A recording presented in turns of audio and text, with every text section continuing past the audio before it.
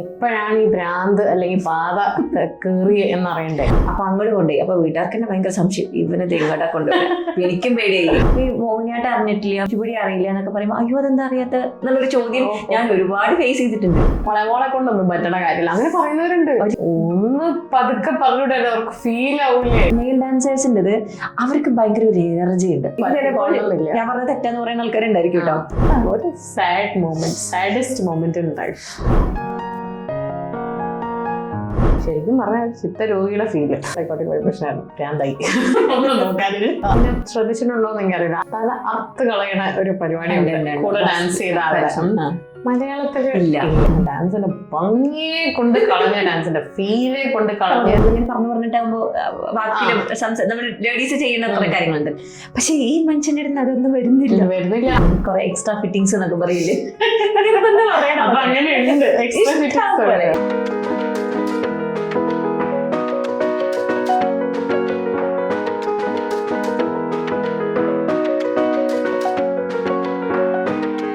Hello everyone, welcome to another episode of doctor Nora talks. ഞാൻ doctor നോറയാണ്. അപ്പോൾ ഇന്ന് നമ്മൾ ഡിസ്കസ് ചെയ്യാൻ പോകുന്നത് ഡാൻസ് ആണ്. ഡാൻസിനെ കുറിച്ച് പറയുമ്പോൾ എൻ്റെ മനസ്സിൽ വരുന്നത് മാർത്ത ഗ്രഹാം പറഞ്ഞ ഒരു വാചകമാണ്.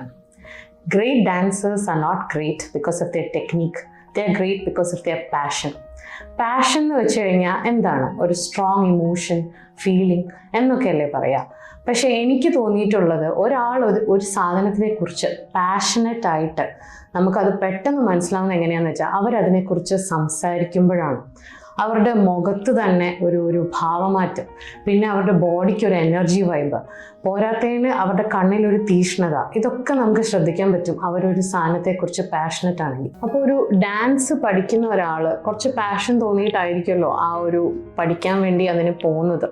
പക്ഷെ എന്നാൽ പോലും ഇവരിത് പഠിച്ചു കഴിഞ്ഞ് പലരും അതിനെ ഒരു ഒരു സൈഡ് എൻ്റർടൈൻമെൻറ്റ്, കുറച്ച് ടൈം ഫോർ ദംസെൽസ് എന്ന രീതിയിൽ അവരത് ആ ഒരു ഡാൻസിൻ്റെ കഴിയുമ്പോഴത്തേക്ക് അവരങ്ങോട്ട് വിട്ടുപോവാറുണ്ട്. ഇപ്പം സ്കൂളിൻ്റെ ഒരു ഫങ്ഷന് വേണ്ടി ഡാൻസ് പഠിക്കുക, പിന്നെ അതിനോടൊരു ഇഷ്ടം കൊണ്ട് കുറച്ചും കൂടെ നാൾ പഠിക്കുക. പക്ഷെ അതൊക്കെ മിക്കവാറും ഒരു 10ാം ക്ലാസ് 12ാം ക്ലാസ് ആകുമ്പോൾ പഠിത്തത്തിൻ്റെ പേരിൽ അങ്ങോട്ട് നിർത്തി പോവുക, പിന്നെ അതിൻ്റെ പിറകെ പോവാതിരിക്കുക, അങ്ങനെയൊക്കെയാണ് കൂടുതലും കാണുക.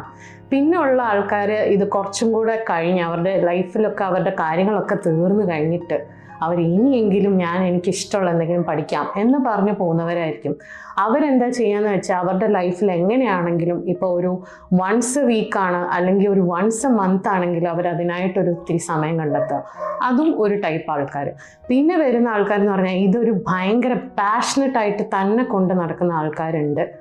അവരെയാണ് ഞാൻ കൂടുതലും ഡാൻസർ അറ്റ് ഹാർട്ട് എന്ന് വിളിക്കുന്നത്. കാരണം എന്താണെന്ന് വെച്ച് കഴിഞ്ഞാൽ അവരുടെ ഒരു ഡാൻസിനോടുള്ള കണക്ഷൻ എന്ന് പറയുന്ന ഒരു ഫിസിക്കൽ കണക്ഷനും പിന്നെന്താ ഒരു ഇമോഷണൽ കണക്ഷനും കൂടെയാണ്. അപ്പോൾ അവരെന്താ ചെയ്യാന്ന് വെച്ചാൽ ഈ ഡാൻസിനെ തന്നെ അവർ ലൈഫാക്കും, അവരുടെ പ്രൊഫഷനാക്കും, അവർ ഡാൻസ് പഠിപ്പിക്കും. അപ്പോൾ ആ ഒരു സമയത്ത് തന്നെ അവരുടെ ഉള്ളിലുള്ള ആ ഒരു ഡാൻസിനോടുള്ള ഒരു പാഷൻ എന്ന് പറയുന്നത് ഒരു കുഞ്ഞ് സ്പാർക്കായിട്ടെങ്കിലും അവരുടെ അടുത്ത് വരുന്ന സ്റ്റുഡൻസിൻ്റെ ഉള്ളിൽ ഇവരാക്കി കൊടുക്കും. അപ്പോൾ അങ്ങനെ പഠിപ്പിക്കുന്ന ഒരു ഡാൻസർ അറ്റ് ഹാർട്ട് ഞാൻ ഇന്ന് നിങ്ങൾക്ക് പരിചയപ്പെടുത്തി തരുന്നത് ശാലിനി ടീച്ചർ. നമുക്കൊന്ന് കണ്ടാലോ? Welcome to our show Shalini teacher. അപ്പോൾ ടീച്ചർ തന്നെ ടീച്ചറിനെ കുറിച്ച് 2 വാക്ക് ഒന്ന് പറയണം. ഷുവർ. ഞാൻ ശാലിനി എന്നല്ല, ശാലിനി വിശ്വംബർ എന്നാണ് എന്നെ അറിയാം. ഓക്കെ. ഞാനൊരു ഭരതനാട്യം ഡാൻസറാണ്. ഇവിടെ കോട്ടയ്ക്കിൽ തന്നെ ഞാനൊരു സ്ഥാപനം നടത്തുന്ന നൈനി സ്കൂൾ ഓഫ് ഡാൻസ്. 100-ലധികം കുട്ടികളുണ്ട് സ്ഥാപനത്തിൽ. ഞാൻ ഭരതനാട്യം മാത്രമാണ് ചെയ്യുന്നത്, കാരണം അതിൽ മാത്രം ഫോക്കസ് ചെയ്ത് പോകുന്നുണ്ട്. അപ്പോൾ നമ്മൾ ഏകദേശം എങ്ങനെ പോയാലും ഇതെപ്പോൾ എവിടെ തുടങ്ങി എന്നല്ലേ പറയാം. അപ്പോൾ ഈ ഒരു ഡാൻസർ അറ്റ് ഹാർട്ട് എന്ന് പറയുമ്പോൾ എപ്പോഴാണ് ഈ ഭ്രാന്ത് അല്ലെങ്കിൽ ബാധ കയറിയ എന്നറിയണ്ടേ. അപ്പം അത് ചെറുപ്പം തൊട്ടേ ഡാൻസ് ചെയ്യുമായിരുന്നോ? അത് ചെയ്യായിരുന്നു. ഞാൻ ആദ്യമൊന്നും പഠിച്ചിട്ടില്ല. ചേച്ചി ഡാൻസ് പഠിച്ചിട്ടുണ്ട്. ചേച്ചി ചെയ്ത് കണ്ടിട്ടാണ് നമുക്ക് ഈ ഭ്രാന്ത് എന്ന് പറഞ്ഞിട്ടുണ്ടല്ലോ അതെന്നെ ചിലപ്പോ പറയാം അതില്. കാരണം വെറുതെ പോയിട്ട് ഞാൻ ചേർന്നതല്ല. കാരണം ചേച്ചി കളിക്കണോണ്ടിരിക്കുമ്പോ തന്നെ എന്റെ വീട്ടില് കുറെ ആൾക്കാരുണ്ട്. ഞങ്ങള് ഒരു ചെറിയ ഫാമിലിയാ, 7 പേരടങ്ങുന്ന വളരെ ചെറുതായി പോയല്ലോ അല്ലേ ഞാനതില്. അപ്പൊ അതുകൊണ്ട് അതില് ഞാൻ മാത്രമേ കളിക്കാനായിട്ട് ഇറങ്ങിയിട്ടുള്ളൂ.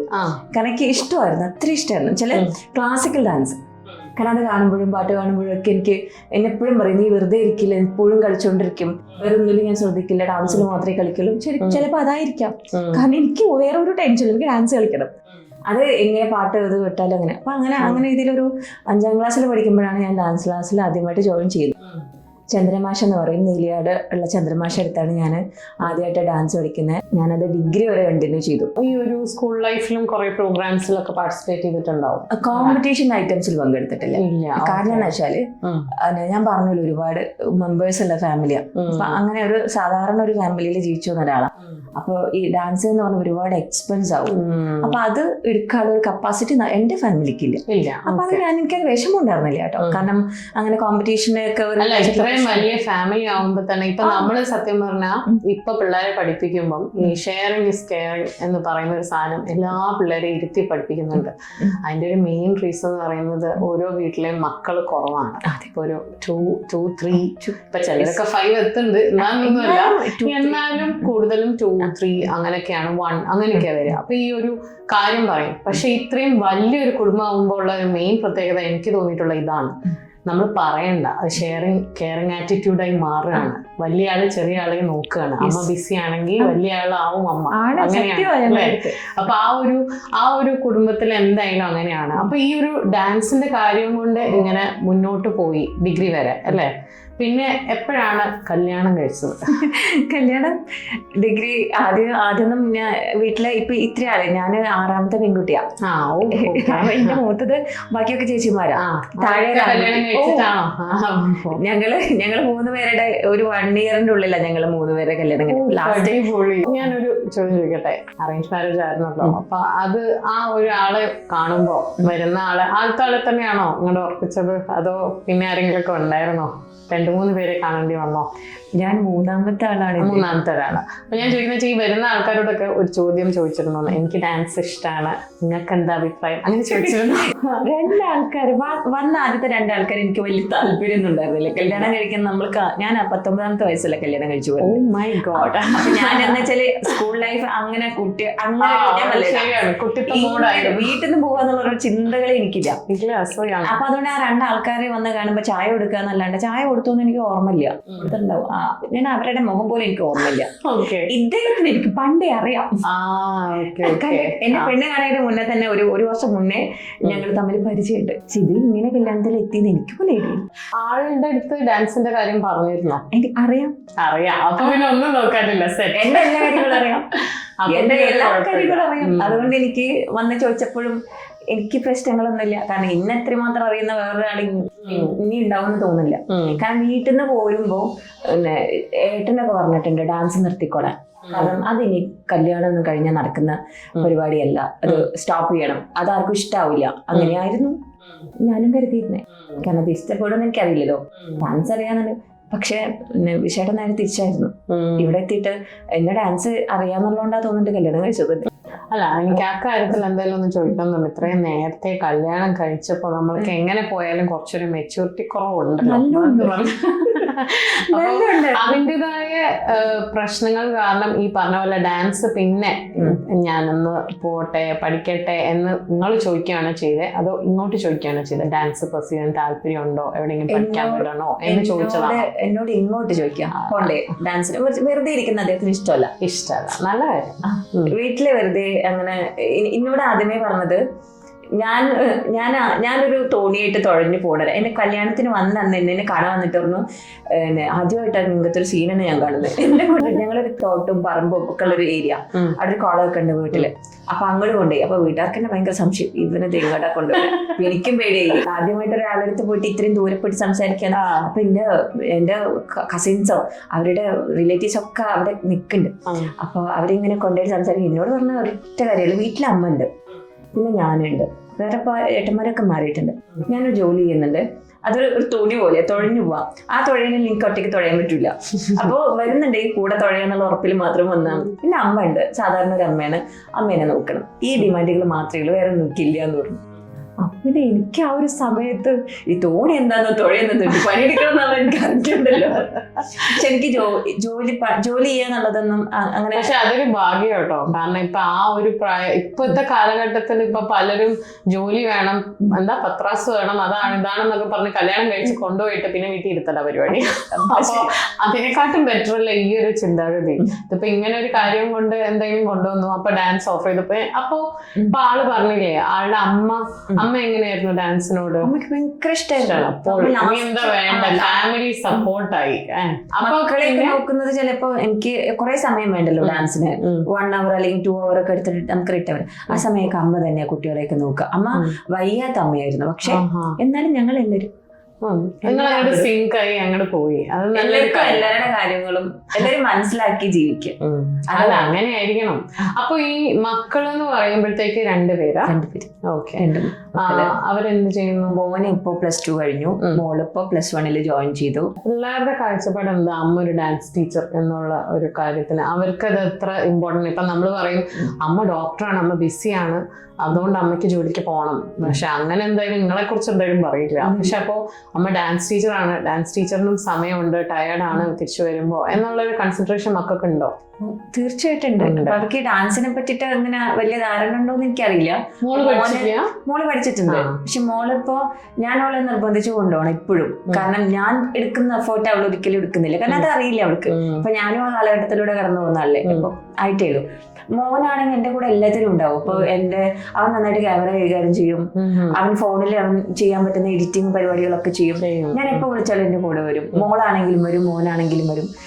അപ്പൊ അതാ പറയുന്നത്, തിരിച്ച് വീട്ടിലോട്ട് ഞാൻ വരുമ്പോ എനിക്ക് വയ്യാന്ന് പറയുമ്പോൾ അവർക്കത് മനസ്സിലാവുന്നുണ്ട്. അപ്പൊ ഇപ്പൊ ഞാൻ എന്തെങ്കിലും ഒന്നും ഉണ്ടാക്കിയിട്ടില്ല എന്നുണ്ടെങ്കിൽ ഇറ്റ്സ് ഓക്കെ, കുഴപ്പമില്ല, നമുക്ക് ഉള്ളത് കഴിക്കാം. കുറച്ചെങ്കിലും ഡിമാൻഡ് ഉണ്ടാവുന്നത് എനിക്ക് മാത്രമേ ഉണ്ടാവുള്ളൂ. കാരണം അവര് കഞ്ഞിയാണെങ്കിലും കുടിക്കും. കാരണം നമുക്ക് എല്ലാ സമയത്തും ഭക്ഷണം കറക്റ്റ് ഉണ്ടാക്കാൻ പറ്റിക്കൊള്ളുന്നില്ല. ക്ലാസ് ടൈം ഒരുപാട് ലേറ്റ് ആവും. നമ്മൾ വരുന്ന 2 മണിക്കൂറും നമുക്ക് കറക്റ്റ് ക്ലാസ് ഒന്നും എടുക്കാൻ പറ്റില്ല. ചിലപ്പോൾ അത് 3 മണിക്കൂറും ചിലപ്പോൾ 4 മണിക്കൂറാവും. അപ്പൊ നമുക്ക് അതിനനുസരിച്ച് വീട്ടിലേക്ക് വേറെ ആരുമില്ല, ഞങ്ങൾ 4 പേര് മാത്രമേ ഉള്ളൂ. ഹസ്ബൻഡ് സഹായിക്കും, മക്കൾ സഹായിക്കും, എല്ലാരും കൂടി സഹായിച്ചിട്ടാണ് ആ വീടും ഞാനും. നല്ലതല്ലേ അങ്ങനെ ഒരു സപ്പോർട്ടീവ് ഫാമിലി? ഞാൻ പ്രൗഡാ ഈ കാര്യത്തില്. ഡാൻസ് എന്ന് പറഞ്ഞല്ലോ, അപ്പോ ഡാൻസിൽ ഇപ്പൊ ഭരതനാട്യം എന്നും പറഞ്ഞു. അപ്പൊ സ്റ്റാർട്ട് ചെയ്യും മുതലേ ഭരതനാട്യം മാത്രമേ പഠിച്ചുള്ളൂ അങ്ങനെയായിരുന്നോ? അതോ ഒരു ജനറൽ ഡാൻസ് ഫോം പഠിച്ചിട്ട് പിന്നെ ഭരതനാട്യത്തിലോട്ട് ഇൻട്രസ്റ്റ് കയറുമായിരുന്നോ? അങ്ങനെയായിരുന്നോ? സ്റ്റാർട്ടിങ്ങിൽ എല്ലാം പഠിച്ചിട്ടുണ്ട്. ഭരതനാട്യം നമ്മളിപ്പോൾ ഇവിടെ നമ്മൾ കേരളത്തിൽ എടുക്കുന്ന ഒരു സിസ്റ്റം എന്ന് വെച്ചാല് ഭരതനാട്യം പഠിക്കുക, അത് കഴിഞ്ഞിട്ട് അരങ്ങേറ്റം കഴിയുക, മോഹിനിയാട്ടം ചെയ്യുക, മോഹിനിയാട്ടം അരങ്ങേറ്റം കഴിയുക, പിന്നെ നെക്സ്റ്റ് കുച്ചിപ്പുടി. ഫ്ലോ ഉണ്ടല്ലോ. അതൊക്കെ പിന്നെ നമ്മളോട് കുറെ എനിക്ക് തോന്നുന്നു. അത് പിന്നെ നമുക്ക് കോമ്പറ്റീഷൻസിനോട് അവിടെ കൂടുതല്. അതിന് വേണ്ടിയിട്ട് കുട്ടികൾ ഒരുവിധം എല്ലാവരും അങ്ങനെ അല്ലാട്ടോ പഠിച്ചിട്ട് പോകണം. അപ്പൊ ഈ ടീച്ചേഴ്സ് ഇങ്ങനെ ഒരു ശീലമാണ് അവർക്ക് എല്ലാവർക്കും, ഇങ്ങനെ പഠിച്ചിട്ട് പോവാ. കേരളത്തിലെ ഒട്ടുമുക്കാലും അങ്ങനെയാ. ഇപ്പൊ ഈ മോഹിനിയാട്ടം അറിഞ്ഞിട്ടില്ല, ഭരതനാട്യം കുച്ചിപ്പുടി അറിയില്ല എന്നൊക്കെ പറയുമ്പോൾ അയ്യോ അതെന്താ അറിയാത്ത എന്നുള്ളൊരു ചോദ്യം ഞാൻ ഒരുപാട് ഫേസ് ചെയ്തിട്ടുണ്ട്. ഞാൻ പറഞ്ഞു ഇപ്പോ ഞാൻ കല്യാണത്തിന് ശേഷം എനിക്ക് ഭരതനാട്യമാണ് കൂടുതൽ ഇഷ്ടം.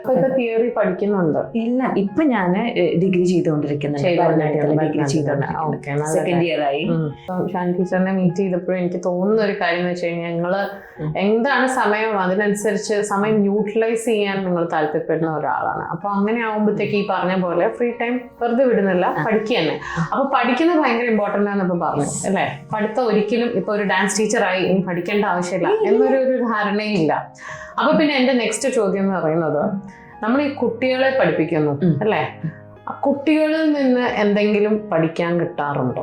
ഇഷ്ടം പോലെ ആണ്. കാരണം ഈ കുട്ടികളാണ് ഒരുപാട് ചോദ്യമായിട്ട് നമ്മളെ അടുത്തേക്ക് വരിക. ടീച്ചർ അതെന്തങ്ങനെ, നമ്മള് ചെറുപ്പത്തിൽ നമ്മൾ ചോദിക്കില്ലേ?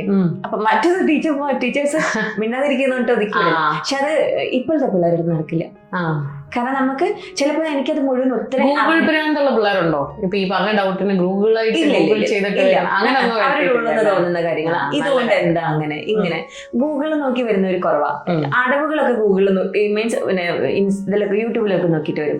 ടീച്ചറെ ഈ ഡാൻസ് ക്ലാസ്സിൽ ഇങ്ങനെയാണല്ലോ, ഈ ഡാൻസ് ക്ലാസ്. ഞാൻ പറഞ്ഞു ഒരു ഡാൻസുകളും തെറ്റല്ല. ഇപ്പൊ ഓരോരുത്തർ പല ശൈലികളിൽ പോകുന്നുണ്ട്. അപ്പൊ അതുകൊണ്ട് എല്ലാവരും പഠിപ്പിക്കുന്നത് ശരിയാ. ഒരു എക്സാമ്പിൾ പറയാം. ഒരു സ്റ്റുഡന്റിൽ നിന്ന് അവര് പറഞ്ഞ ഒരു കാര്യത്തിൽ നിന്ന് അല്ലെങ്കിൽ അവർ ചെയ്ത ഇപ്പൊ നമ്മൾ പറയുമല്ലോ അങ്ങനെ ഒരു കാര്യം ചെയ്യാറുണ്ടോ? അതായത് സ്റ്റുഡൻസിന് ഇന്നോവേഷന് ചാൻസ് കൊടുക്കാറുണ്ടോ? അതായത് ഇപ്പൊ നമ്മൾ ഇങ്ങനെ തന്നെ നീ ചെയ്യാൻ പാടുള്ളൂ എന്നിട്ട് ഒരു സെക്ഷൻ അവർക്ക് ഇന്നോവേഷന് അവരുടേതായ ഒരു ഭാവം എന്തെങ്കിലും ഈ പറഞ്ഞ പോലെ അങ്ങനെ വിടാറുണ്ടോ? അല്ലെങ്കിൽ ഒരു ഫ്രീ ടൈം അവർക്ക് അങ്ങനെ കൊടുക്കാറുണ്ടോ? കുറച്ച് നിങ്ങളുടെ രീതിയിൽ ഒന്ന് ഡാൻസ് ചെയ്യോ? അങ്ങനെ ഞാൻ അങ്ങനെ അവസരം അവർക്ക് കൊടുത്തിട്ടുണ്ട്. പക്ഷെ അവര് കുറച്ചൊക്കെ പ്രാക്ടീസ് ചെയ്യും. അവസാനം എന്റെ അടുത്ത് ഇങ്ങനെ തിരിച്ചെത്തും, കിട്ടുന്നില്ല. ഈ ഫൈനൽ ഇയറില് ഞാൻ അങ്ങനെ എന്റെ സീനിയർ സ്റ്റുഡൻസിന് കൊടുത്തിട്ടുണ്ട്. ഒരു പാട്ട് ഞാൻ അവർക്ക് കൊടുത്തിട്ടുണ്ട്, നിങ്ങൾ കൊറിയോഗ്രാഫി ചെയ്യും, ഞാനൊന്ന് കാണട്ടെ എന്ന് പറയും. അത് പക്ഷെ എല്ലാവരും ചെയ്യുന്ന കാര്യമല്ല കേട്ടോ. കാരണം എന്താ വെച്ച് കഴിഞ്ഞാൽ കുറച്ച് കഴിഞ്ഞ് ടീച്ചറിനെ ആവശ്യമില്ലാതെ അവർക്ക് ഞാനല്ലെങ്കിൽ വേറെ ആളുണ്ട്. കാരണം ഇപ്പൊ എല്ലാം യൂട്യൂബിൽ അവൈലബിൾ ആ. ഇപ്പൊ എന്റെ അടുത്ത് വരുമ്പോ ആ കുട്ടിക്ക് എന്നോട് സംശയം ചോദിക്കുമ്പോൾ എനിക്കത് മുഴുവൻ കിട്ടിയില്ല എന്നുണ്ടെങ്കിൽ എനിക്ക് നെക്സ്റ്റ് ആളോട് റെഫർ ചെയ്യാം. എന്റെ ടീച്ചേഴ്സിന്റെ അടുത്ത് ഞാൻ അങ്ങനെ ചോദിക്കലുണ്ട്. എന്റെ ടീച്ചേഴ്സ് എന്റെ അടുത്ത് പറഞ്ഞുതരാൻ ഒരു മടിയില്ല കേട്ടോ. കാരണം അവരാണ് എന്നെ ഇങ്ങനെയൊക്കെ ആക്കി മാറ്റിയതവരാ.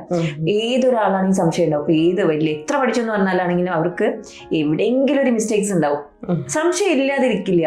നമ്മൾ എന്ത് മുഴുവൻ ഞാൻ പഠിച്ച ഒരു മനുഷ്യനും ഇല്ല കേട്ടോ. അല്ല, എന്നിട്ട് ഇവരിൽ ആരെങ്കിലും ഇപ്പൊ ഇത്രയും പേരെ പഠിപ്പിച്ചല്ലോ, ഇപ്പൊ എത്ര കൊല്ലമായി ഇങ്ങനെ പഠിപ്പിക്കും? ഞാനൊരു 10 years ആയി. 10 years ആയി. അപ്പൊ ഈ പഠിപ്പിച്ച പിള്ളേരില് തുടക്കത്തില് ആദ്യം പഠിപ്പിച്ച പിള്ളേർ ഇപ്പോഴും കോണ്ടാക്ട് ഉണ്ട്? ഇപ്പോഴും എന്റെ സ്റ്റുഡൻസ് ആയിട്ടുണ്ട്. ഇപ്പൊ അവരിൽ ആരെങ്കിലും ഈ പറഞ്ഞ ഇത്രയും അളവിലെ സ്റ്റുഡൻസ് പിന്നെ ടീച്ചേഴ്സായി മാറുന്നുണ്ടോ? ഇല്ല. കാരണം നമുക്ക് ഇത് കുറച്ച് പേര് ഇതിൽ മാറുന്നുള്ളൂ. ഡാൻസ് മാത്രമായിട്ട് പോവാം എന്നുള്ളൊരു ബാക്കിയല്ല. നമുക്ക് അധികം കുട്ടികൾ വരുന്നത് പിന്നെ അവർക്കൊന്നത് ഒരു പാഷൻ എന്ന് പറയാൻ ഇതിന്റെ സൈഡായിട്ട് കൊണ്ടുപോവാം. കാരണം ഇപ്പൊ നമ്മളുടെ 10ാം ക്ലാസ് 12ാം ക്ലാസ് ആകുമ്പോ കാരണം ഞാൻ നിർബന്ധിക്കില്ല കേട്ടോ. 10 കഴിഞ്ഞ എന്റെ മോളെ തന്നെ ഞാൻ 10 ആയപ്പോ നീ ഒന്ന് സ്റ്റോപ്പ് ചെയ്ത് വെക്കും, പഠിക്കണ്ടേ. കാരണം അവരുടെ കരിയർ ചിലപ്പോൾ വേറെ ആയിരിക്കാം. അപ്പൊ ഇത് സൈഡായിട്ട്. പക്ഷെ അവര് ഡാൻസ് എന്തായാലും പഠിച്ചിരിക്കണം. ഡാൻസ് എന്നല്ല, ഇപ്പൊ ഞാനിപ്പോ എനിക്ക് ഡാൻസ് അറിയണോണ്ടാണ് ഞാൻ അങ്ങനെ പറയുന്നത്. ഇപ്പൊ ചിത്രം വരയ്ക്കാൻ അറിയുന്ന കുട്ടികളാണെങ്കിൽ ചിത്രം വരയ്ക്കാൻ പോകണം, പാട്ട് പാടാൻ അറിയുന്നവരാണെങ്കിൽ പാട്ട് പാടാൻ, എന്തെങ്കിലും ആക്ടിവിറ്റീസ് ഈ കാലഘട്ടത്തിൽ പിള്ളേർ നടത്തിയിരിക്കണം നിർബന്ധമാണ്. കാരണം പാരന്റ്സ് ശ്രദ്ധിക്കേണ്ട കാര്യങ്ങളാണ്. ഇപ്പൊ ചിലർ പറയും, ഇപ്പൊ ഞാൻ കുറച്ച് ദിവസം ഇരുത്തിയിട്ടേ ഉള്ളൂ കേട്ടോ മോളെ, ഞാൻ എക്സാം ടൈമിന് മാത്രം. ചില ആൾക്കാരെ മുന്നേ ലീവ് എടുത്തിട്ട് അങ്ങനെ ആവശ്യമില്ല. ആഴ്ചയിൽ ഒരു ക്ലാസ് അല്ലേ അവർക്ക് പോകുന്നുള്ളൂ. അവർക്കത് എന്റെ ഒരു കാഴ്ച കുറെ പിള്ളേർ വരുന്ന അവർക്കൊരു കൂടുതൽ എനർജി വരിക ചെയ്യുന്നത്. ആക്ച്വലി ഒരു ബ്രേക്ക് നല്ലതാണ്. ഇപ്പൊ നമ്മള് സത്യം പറഞ്ഞാൽ ഒരു എക്സാമിന് പഠിക്കുമ്പോഴും ക്ലാം ചെയ്യുമ്പോഴും അവർ പറയുന്നത് വെച്ച് കഴിഞ്ഞാൽ നല്ലൊരു ഉറക്കം രാത്രി ഉറങ്ങിയ ആൾക്കാണ് സത്യം പറഞ്ഞാൽ അതിന് മുമ്പ് വരെ പഠിച്ച കാര്യങ്ങൾ കുറച്ചും കൂടെ ഓർത്തെടുക്കാൻ പറ്റുക. പക്ഷെ ആ ഒരു ഉറക്ക ടൈം അല്ലെങ്കിൽ ആ ബ്രേക്ക് എടുക്കേണ്ട ടൈമിന് പകരവും അവരിരുന്ന് പഠിക്കുകയാണെങ്കിൽ അത് ചിലപ്പോൾ പറഞ്ഞാൽ മൊത്തം കൂടെ ഒരു അവിയൽ രൂപമായി മാറുന്നതായിട്ട് എനിക്കറിയാവുന്നത്. അപ്പൊ സത്യം പറഞ്ഞാൽ ഡാൻസ് ആക്ച്വലി പ്രൊവൈഡ് ചെയ്യുന്ന ഒരു ബ്രേക്കാണ്. പിന്നെ എനിക്ക് അടുത്ത ടീച്ചറിന്റെ അടുത്ത് ചോദിക്കാനുള്ളത്, ടീച്ചറിന്റെ സ്റ്റുഡൻസിന് ടീച്ചറിന് എന്തെങ്കിലും ഏജ് ബാർ ഉണ്ടോ? ഇന്ന ഏജിന് താഴെ എടുക്കൂല, ഇന്ന ഏജിന് മേലെ എടുക്കൂല, അങ്ങനെ എന്തെങ്കിലും ഉണ്ടോ? പിന്നെ ഒരു കുട്ടികളുടെ കാര്യം പറയാം. 5 വയസ്സ് മുതലാണ് ഒരു കുട്ടി ശരിക്കും ഒന്ന് കാല് ചവിട്ടാനുള്ളതാവുക. അത് ഞാൻ വരുന്ന പാരന്റ്സിന്റെ അടുത്ത് പറയലുണ്ട്. കാരണം ഈ കുട്ടികൾക്ക് അക്ഷരം 1, 2, 3 എന്നൊക്കെ അറിയണമെങ്കിൽ അറ്റ്ലീസ്റ്റ് ഒരു 1ാം ക്ലാസ്സിൽ അല്ലെങ്കിൽ KG ഒക്കെ പോകണം. അപ്പൊ എന്നാലും അവർക്ക് നമ്മൾ പറഞ്ഞു നോക്കുന്ന അവർക്ക് മനസ്സിലാവുള്ളൂ നമ്മൾ പിടിക്കുന്ന കൈമുദ്രകൾ എന്തൊക്കെയാണെന്നും ഓർത്തെടുക്കാൻ പറ്റും. ചില കുട്ടികൾ അങ്ങനെ അല്ല കേട്ടോ, എല്ലാവരുടെ കാര്യമല്ല പറയുന്നത്. എന്നാൽ എൻ്റെ അടുത്ത് വരുന്ന ഇപ്പോഴത്തെ ഏറ്റവും ചെറിയ കുട്ടിയുടെ പ്രായം 2.5 വയസ്സാണ് തോന്നുന്നത്. ഈ അംഗനവാടിയിലൊക്കെ പോയി. ഇന്നലെ എനിക്കൊരു സ്റ്റുഡന്റ്, ഒരു അമ്മ ഓൾറെഡി എൻ്റെ അടുത്ത് പഠിക്കുന്നുണ്ട്. അപ്പം മിസ്സേ ഞാൻ കൊടുന്നുവിട്ടെ കുട്ടീനെ വെച്ചു. അപ്പൊ ഞാൻ അങ്ങനെ പറഞ്ഞു, അപ്പൊ നിങ്ങളെ കൂടെ എന്നെ നിർബന്ധിക്കാൻ പാടില്ല. കാരണം കുട്ടികളെ നിർബന്ധിക്കരുത്. നിർബന്ധിച്ച് അവർ വീട്ടിൽ തന്നെ ഇരിക്കും. അപ്പൊ അവർക്ക് ഇഷ്ടമായിട്ട് വരികയാണെങ്കിൽ ഇരുന്നോട്ടെ. കളിക്കാൻ നിങ്ങൾ നിർബന്ധിക്കരുത്. നിങ്ങൾ എന്താണോ ചെയ്യുന്നത് നമ്മളുടെ കൂടെ ഇങ്ങനെ കളി പോലെ കളിക്കാൻ പറയും. അപ്പൊ ആ കുട്ടി ഇന്നലെ മുദ്രകളുണ്ട് ഞങ്ങൾക്ക്, നമ്മളെ ഒരുപാട് പതാക, ത്രിപതാക എന്നൊക്കെ പറയുന്ന മുദ്ര. ആ കുട്ടി കൈ പിടിക്കാറില്ല, കാരണം അതിനുള്ളതായിട്ടില്ല. പക്ഷെ പറയും പേരുകള്, ഫുള്ള് പേര്. എനിക്ക് ഞങ്ങള് ഫസ്റ്റ് അസംയുക്ത അസ്താസിൽ വരുന്നതുണ്ട്, അതിൽ 28 മുദ്രകളുണ്ട്. ആ കുട്ടി അത്രയും പറഞ്ഞു.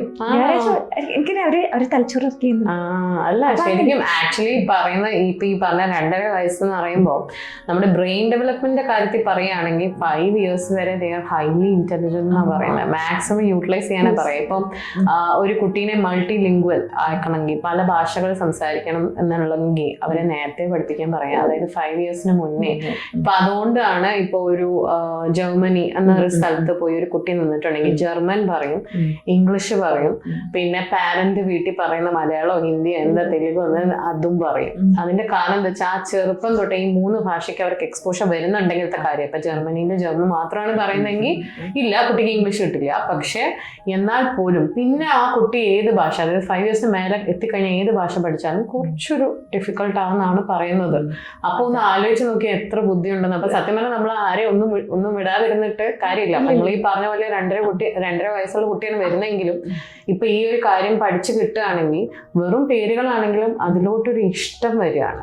അത് കഴിഞ്ഞ് കുട്ടി ഫോളോ ചെയ്യാതിരിക്കും, ഇപ്പൊ പറഞ്ഞ പോലെ വിടുക. പിന്നെ ഓൾഡസ്റ്റ് ഇപ്പൊ എന്റെ അടുത്ത് അവരുടെ ഏജ് 50 റിട്ടയർഡ് ആയിട്ടുണ്ട്, 58. എന്റെ കൂടെ പെർഫോം ചെയ്യുന്നുണ്ട്.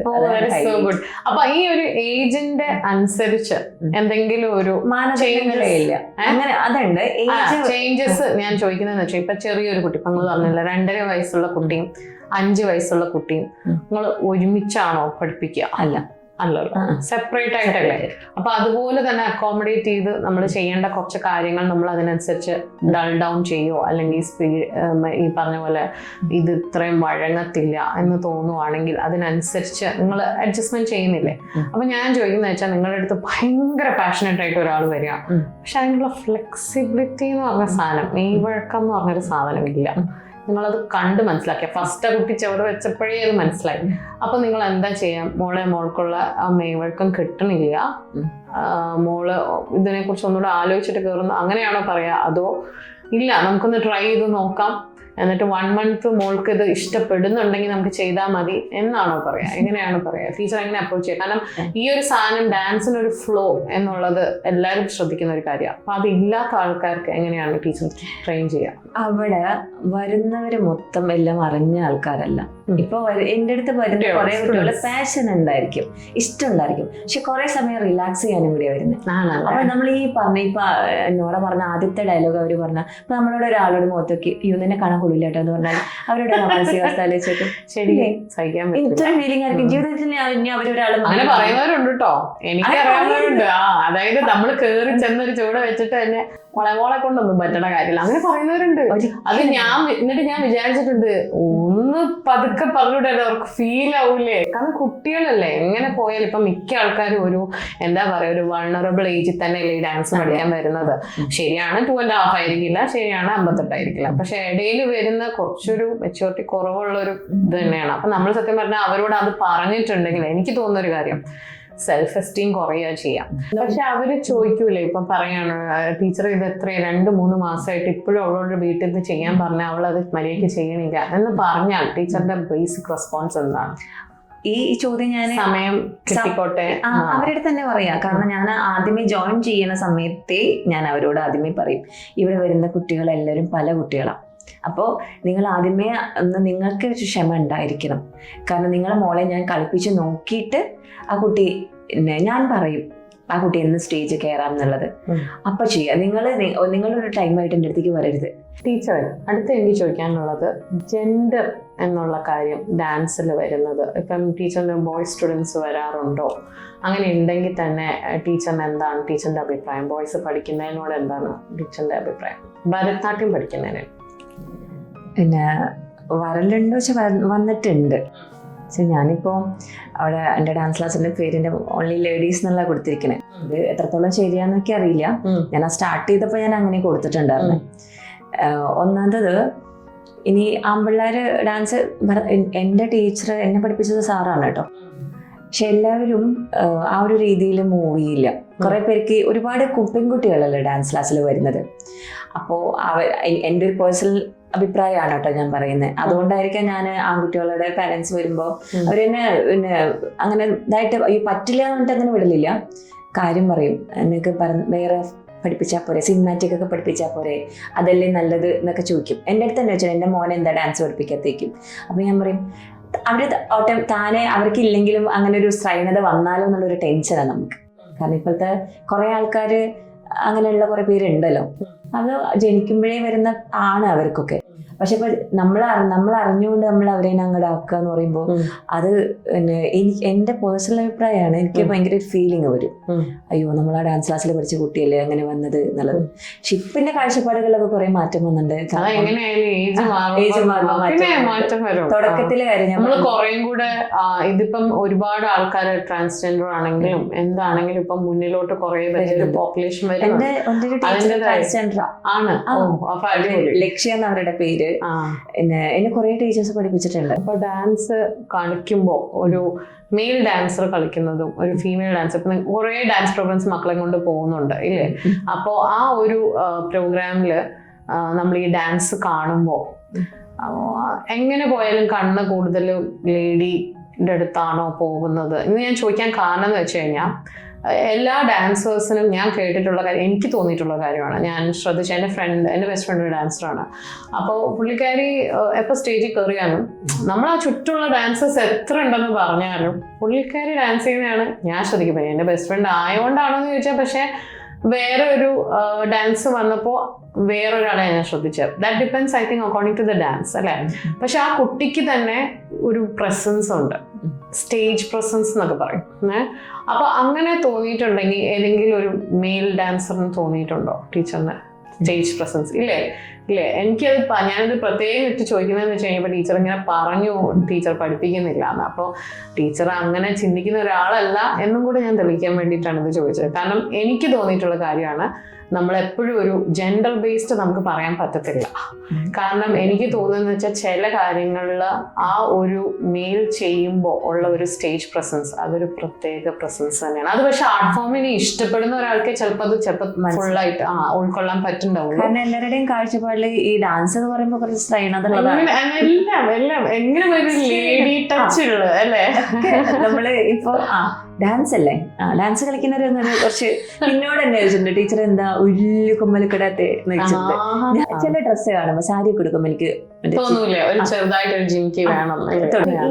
ഈ മെയിൽ ഡാൻസേഴ്സിൻ്റെത് അവർക്ക് ഭയങ്കര ഒരു എനർജി ഉണ്ട്. നമുക്ക്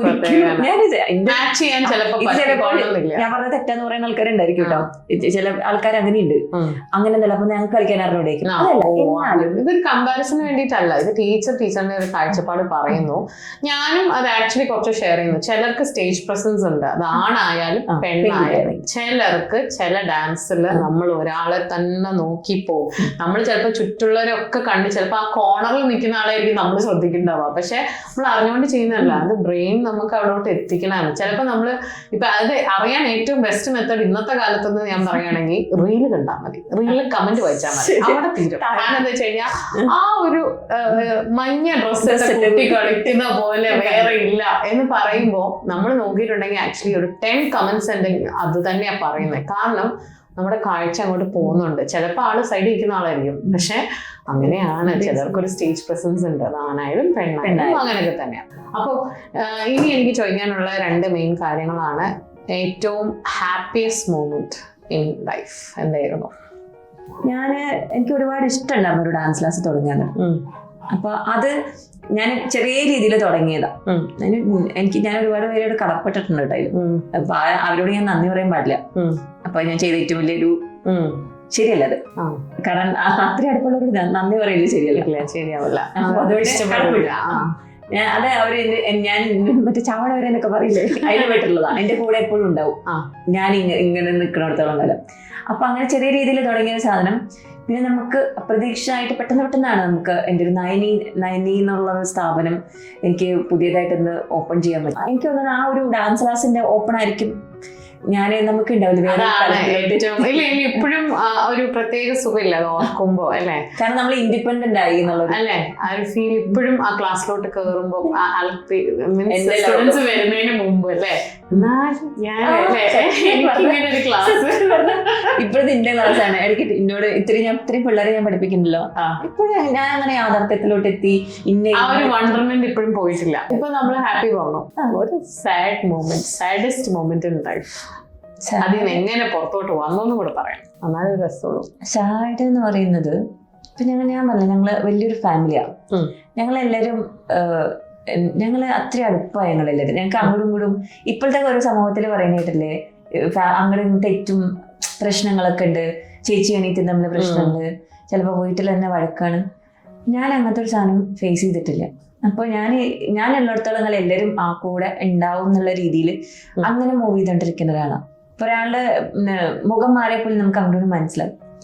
അപ്പൊ എൻ്റെ മൂന്നാമത്തെ ചേച്ചി അപ്രതീക്ഷിതമായിട്ടാണ് അവര് മരിച്ചത്. അത് ഇപ്പോഴും എനിക്ക് ഭയങ്കര ഫീലിംഗാണ്. അത് എപ്പോഴായിരുന്നു? ചേച്ചിക്ക് അന്ന് 35-36 വയസ്സുണ്ടാവും. ഭയങ്കര അല്ലേ? ചേച്ചീനെ ഏത് ഡോക്ടറത്തെ കൊണ്ടുപോകണം, ചേച്ചിയുടെ അടുത്ത് പറയാനും പറ്റില്ല. ചേച്ചിക്ക് ഇങ്ങനത്തെ ഒരു അസുഖമൊന്നും പറയാനും പറ്റില്ല, കാരണം ക്യാൻസർ ആയിരുന്നു. പിന്നെ ഇതിൽ ആമാശയത്തിന് പുറത്ത് അങ്ങനെ ട്രീറ്റ്മെന്റ് ഇല്ല. നമുക്ക് പോകുന്ന അറിയാം ആള് ഡോക്ടർ ഇവിടെ നമ്മൾ ലാസ്റ്റ് സ്റ്റേജ് ആയിരുന്നു കണ്ടുപിടിക്കുമ്പോ അല്ലെ? അല്ല പൊതുവേ ഈ ഒരു 4 മാസം ഞങ്ങൾ അനുഭവിച്ചു. എനിക്ക് ഇപ്പോഴും അത് പറയുമ്പോൾ ഭയങ്കര ഒരു ഇതാണ്. പക്ഷെ അത് കഴിഞ്ഞു. അത് കഴിഞ്ഞ ഞങ്ങളെല്ലാം അന്ന് എല്ലാവരും ഇങ്ങനെ ആ 4 മാസം മുതൽ ഞങ്ങളെല്ലാവരും ഇങ്ങനെ പ്ലാൻഡ് ചേച്ചി എപ്പോ പോവും മാക്സിമം ഹാപ്പി ആക്കി കൊടുക്കുക എല്ലാവരും. ഈ പറഞ്ഞ പോലെ നമുക്ക് ചില കാര്യങ്ങൾ അങ്ങനെയാണ്, അത് കേട്ടോ, പക്ഷെ മറക്കാനും പറ്റില്ല, അതുള്ളതാണ്. അപ്പോ എന്തായാലും ഇപ്പൊ നമ്മള് അങ്ങനെ ഒരു സാഡ് കാര്യങ്ങളൊക്കെ പറഞ്ഞു, നമുക്കത് വിടാം. ഇനി നമുക്ക് കുറച്ചൊരു ഗെയിം മൂഡിലോട്ട് പോവാം. ഗെയിം എന്നല്ല, ഒരു രസകരമായ കുറച്ചു നേരം നമ്മള് ഡാൻസിന്റെ ഹിസ്റ്ററി തന്നെ ഇപ്പൊ ഇത്രയധികം ഭരതനാട്യം പഠിക്കണം എന്ന് പറഞ്ഞ് പിള്ളേർ മുന്നോട്ട് വന്നിട്ടുണ്ടെങ്കിൽ ചിലപ്പോൾ ഈ ഡാൻസുകാരുണ്ടായിരിക്കും. അങ്ങനെ ഒരു ഡാൻസാണ് മണിച്ചിത്രത്താഴ് ശോഭന. അപ്പൊ എനിക്കിപ്പോ പറയാനുള്ളതെന്ന് വെച്ചാൽ ടീച്ചർ ഇപ്പൊ അതിന്റെ മലയാളം വേർഷൻ കണ്ടിട്ടുണ്ട്. നമ്മുടെ എന്താ പറയാ, ഒരു ഹൈ സ്റ്റാൻഡേർഡ് ആണ് അത്. നമുക്ക് ഇനി അങ്ങോട്ട് താഴെ എത്ര വേർഷൻ ഇറങ്ങിയെന്ന് പറഞ്ഞാലും നമ്മളെല്ലാം തിരിച്ച് മലയാളത്തിലോട്ടൊക്കെയാണ് പോകുന്നത്. കാരണം അത് വേർത്തിട്ടായിരുന്നു. അപ്പം ടീച്ചർ അതിന്റെ ഏതെങ്കിലും ഹിന്ദി തമിഴ് ഒക്കെ കണ്ടിരുന്നോ? കണ്ടിട്ടുണ്ടാവുമല്ലോ അല്ലെ? ജ്യോതികയും വിദ്യാബാലനും. അപ്പം അതില് ടീച്ചറിന് ഇപ്പൊ ഞാൻ ചോദിക്കുകയാണ്, ഇപ്പൊ ടീച്ചർ ഒരു പ്രോജക്റ്റ് പോലെ ഇപ്പൊ വരികയാണ്, സപ്പോസ് നിങ്ങൾക്ക് ഇങ്ങനെ ഡാൻസ് വർക്ക്ഷോപ്സ് വെക്കുന്ന പോലെ തന്നെ ഇതിനെ ആദരിക്കാൻ വേണ്ടിയിട്ട്, ഈ ഒരു ഡാൻസിനെ ആദരിക്കാൻ വേണ്ടിയിട്ട് അവര് ഇതിന്റെ ഒരു ഫ്യൂഷൻ ഇറക്കാൻ പറയാണ്. അതായത് മലയാളം, ഹിന്ദി, തമിഴ്. അപ്പൊ അതിന്റെ മെയിൻ നല്ല വശങ്ങൾ എടുത്തു. മലയാളമാണ് മെയിൻ, ഓഫ് കോഴ്സ്, നമ്മളതിനകത്ത് സംശയമൊന്നുമില്ല. പക്ഷെ ഹിന്ദിയിൽ ഇപ്പൊ ടീച്ചർ പറയാണ് ഈ ഒരു ഭാഗം നല്ല രസമുണ്ടായിരുന്നു, അല്ലെങ്കിൽ തമിഴില് പറയാണ് ഈ ഒരു രസം. അതിനകത്ത് എന്താ പറ്റിയ എനിക്ക് തോന്നുന്ന ഒരു അപകടം എന്ന് വെച്ച് കഴിഞ്ഞാൽ ഹിന്ദിയിലും തമിഴിലും അവർ ഭയങ്കരമായിട്ട് തന്നെ ഒരു ഗോസ്റ്റ് സ്റ്റൈലാക്കി എടുത്തു. ഭയങ്കര ഭീകരത കൊടുത്തു അവര്. അത് കുറെ ശ്രമിച്ചു. പക്ഷെ ആക്ച്വലി മലയാളത്തിന്റെ ഒരു ഭംഗി എന്ന് പറഞ്ഞത് ആ ഒരു ഡാൻസ് കാണുമ്പം ശരിക്കും പറഞ്ഞാൽ ചിത്തരോഗിയുടെ ഫീല്, ഒരു സൈക്കോട്ടിക് വൈബ്രേഷൻ തന്നെയാണ് നമുക്കൊരു ബാധ കയറി എന്ന് പറയുന്നതിന് ഒരു ആ ഒരു ഫീലിനെക്കാട്ടും എനിക്ക് തോന്നിയ ഒരു ശരിക്കും പറഞ്ഞാൽ ഒരു സൈക്കോട്ടിക് വൈബ്രേഷൻ ആയിരുന്നു. ഭ്രാന്തായി ഒന്നും നോക്കാനൊരു ആ ഇത്തിരി ഫീലായിരുന്നു. പക്ഷെ മറ്റുള്ളവർ എനിക്ക് തോന്നുന്ന ഒരു കുറെ കൂടെ ആ ഒരു ഇത് പിന്നെ ശ്രദ്ധിച്ചിട്ടുണ്ടോ എന്ന് എനിക്കറിയില്ല. ആ 2 ഡാൻസിലും അവര് തല അർത്ത് കളയണ ഒരു പരിപാടി കൂടെ ഡാൻസ് ചെയ്ത ആളുടെ മലയാളത്തില് ഇല്ല. അതെന്തുകൊണ്ടെന്ന് വെച്ച് കഴിഞ്ഞാൽ, പക്ഷെ അങ്ങനെ ഒരു സംഭവം ഉണ്ട് എന്നുള്ളത് നാഗവല്ലി പറയുന്നുണ്ട്. അത് പക്ഷെ നമ്മൾ ആ പറച്ചിലങ്ങോട്ട് വിട്ടു, ഇമാജിനേഷന് വിട്ട ഫീൽ ആയിരുന്നു. പക്ഷെ ഈ ഹിന്ദിയും തമിഴും അതിനങ്ങോട്ട് റീപ്ലൈ ചെയ്തപ്പോ സത്യം പറഞ്ഞാൽ എനിക്ക് തോന്നിയ ഒരു കാര്യമാണ്, ഡാൻസിന്റെ ഭംഗിയെ കൊണ്ട് കളഞ്ഞ, ഡാൻസിന്റെ ഫീലെ കൊണ്ട് കളഞ്ഞ ഇല്ലേ? ടീച്ചറിന്റെ ഒരു അഭിപ്രായം എന്താണ് അതിനെ? ഞാന് ഈ ഹിന്ദിയും തമിഴും അധികം കാണലില്ല, അങ്ങനെ തലയിൽ ഉറപ്പിക്കില്ല. കാരണം ഈ മലയാളത്തിന്റെ വേർഷൻസ് മാത്രമാണ് തലമുറ അവിടെ ഇങ്ങനെ നോക്കുന്ന സാധനം. അതൊക്കെ എന്താണ് എനിക്ക് ഇപ്പോഴും കോരിത്തിരിക്കും. ഓരോ ഡ്രസ് കളർ ചിലപ്പോൾ ഓർമ്മ ഉണ്ടായിരിക്കും, റെഡും ഇതും കൂടി വൈറ്റും കൂടിയിട്ടുള്ള ഡ്രസ്സ്, മറ്റേത് നീല, മഞ്ഞ, ചുവപ്പ് കൂടിയിട്ടുള്ളത്. അതേപോലെ രാമനാഥൻ എന്ന് പറയുന്ന ക്യാരക്ടർ. അതാ ഞാൻ ചോദിക്കാൻ വന്നത് അടുത്ത ചോദ്യം. ഇപ്പം ബാക്കി 2 വേർഷൻസിലും വിനീതായിരുന്നു. വിനീത് എന്ന് പറഞ്ഞാൽ റിനോൺഡ്, നമ്മൾക്കിപ്പോ പ്രത്യേകിച്ച് പറയണ വിനീത് എന്ന് മാത്രം പറഞ്ഞാൽ ഒരു ഉള്ളിലൊരു ഫീലാണ്. ഏതൊരു മലയാളിക്കും അങ്ങനെ തന്നെയാണ്. നമ്മള് ഡാൻസർ എന്ന് പറഞ്ഞു കഴിഞ്ഞാൽ, മെയിൽ ഡാൻസർ എന്ന് പറഞ്ഞാൽ ഫസ്റ്റ് വരുന്ന പേര് അത് തന്നെയാണ്. പക്ഷെ ആള് മലയാളത്തിൽ ചെയ്തിട്ടില്ല. എന്നാൽ പോലും ഈ 3 പെർഫോമൻസിൽ ഏറ്റവും അടിപൊളി മലയാളം തന്നെയാണ് എപ്പോഴും പറയപ്പെടുന്നത്. അതൊന്നും ചെയ്യാൻ പറ്റില്ല. അപ്പൊ ആ ഒരു ഡാൻസറിന്റെ പേര് അറിയോ ടീച്ചറിന്? പേര് എനിക്കറിയായിരുന്നു. ഡോക്ടർ ശ്രീധർ ശ്രീധർ. ശ്രീധർ. ആളുടെ വൈഫും ഭരതനാട്യം പ്രാക്ടീസ് ചെയ്യുന്നവരാണ്. അവരെനിക്ക് തോന്നുന്നുണ്ട് പിന്നെ ശോഭന മാം ആണ് അവരെ വിളിച്ചത് എന്ന് ചോദിച്ചിട്ട് അവർ കാസ്റ്റ് ചെയ്തിരിക്കുന്ന ശോഭന. എനിക്കൊരാളെ അറിയാം ബാംഗ്ലൂര് ഇന്ന ആളെന്നുണ്ട്. പിന്നെ ശോഭന സെലക്ട് ചെയ്യുന്ന ആൾക്കാർ അല്ല, ആളുടെ കാര്യം ഞാൻ ഒന്ന് നോക്കിയിരുന്നു ആളെ കുറിച്ച്. ബിക്കോസ് ആക്ച്വലി സ്പീക്കിംഗ് നമ്മൾ എങ്ങനെ പോയാലും നമ്മൾ യൂഷ്വലി പറയുന്ന വെച്ചാൽ ഇപ്പൊ ഈ പറഞ്ഞില്ലേ ആ ഒരു ലേഡി ഫെമിനിൻ ടച്ച് മിക്ക ആണുങ്ങൾക്കും വരും. പക്ഷെ എന്നാലും വിനീത നന്നായിട്ട് കീപ്പ് ചെയ്തിട്ടുണ്ട്. നമുക്ക് അറിയില്ല actually he's done to good a job. We can see both versions of him. അങ്ങനെ കാണാൻ പറ്റുന്നുണ്ട്. ഇവൾക്കുണ്ടോന്ന് ചോദിച്ചാൽ ഉണ്ട് താനും എന്ന ഒരു മെയിലാണ്, നമുക്കൊരു ഡൗട്ടും ഇല്ല. പക്ഷെ എനിക്ക് തോന്നുന്നു രാമനാഥൻ അങ്ങനെ ആയിരുന്നു എന്നാ. കാരണം ആ ഒരു സിനിമയുടെ തുടക്കത്തിൽ ഇപ്പൊ ഒരു സാറ് ചെയ്യുന്നത് പറഞ്ഞല്ലോ നല്ല ഇതാണ്. പക്ഷെ ഇവർ രണ്ടാളും വെച്ച് നമ്മൾ ആദ്യം നോക്കുക. സാറിന് കുറച്ച് ചെറുതായിട്ടുണ്ട്. കാരണം ആക്ച്വലി കാണിക്കുമ്പോഴൊക്കെ ഡാൻസ് കുറേ ഈ പറഞ്ഞ പോലെ നമ്മളിങ്ങനെ പറഞ്ഞിട്ടാകുമ്പോ വാക്കിലും നമ്മൾ ലേഡീസ് ചെയ്യുന്ന കുറെ കാര്യങ്ങളുണ്ട്. പക്ഷെ ഈ മനുഷ്യന്റെ അടുത്ത് അതൊന്നും വരുന്നില്ല. അതാണ് ഞാൻ പറയുന്നത്. കാരണം സിനിമയുടെ എനിക്കൊരു തോന്നിയ പ്രത്യേകത, നമ്മൾ ആളെ ആദ്യം പരിചയപ്പെടുമ്പോൾ ഡാൻസർ എന്നുള്ള കാഴ്ചപ്പാടേ ഇല്ല സിനിമയുടെ തുടക്കത്തില്. ആളൊരു ടീച്ചർ അല്ലെ, ഒരു പഠിപ്പിക്കുന്ന ഒരു എഴുത്തുകാരൻ, ബുക്ക് അങ്ങനെയൊക്കെ ഉള്ള മാത്രം ഒരു കാഴ്ചപ്പാടേ ഉള്ളൂ. പെട്ടെന്ന് ആളങ്ങനെ ഡാൻസ് ചെയ്യുമ്പോ സത്യം പറഞ്ഞാൽ ആദ്യമായിട്ട് കാണുന്നത് നമുക്കൊരു വലിയ ഷോക്കാണ്. എന്നാ മാച്ച് ചെയ്യുന്നുണ്ട് ആക്ച്വലി. മറ്റേ സ്റ്റേജിൽ ആരെന്നെ ശ്രദ്ധിക്കാം. ശോഭനയുടെ ഡാൻസിനെ ഇവർ രണ്ടുപേരും ഒരുമിച്ച് വരുമ്പോ ശ്രദ്ധിച്ചു പോകും. Yes, exactly. അതാണ് ഞാൻ ഇതിനകത്ത് പറയാൻ ഉദ്ദേശിച്ച ഒരു വലിയ ഫാക്ടർ.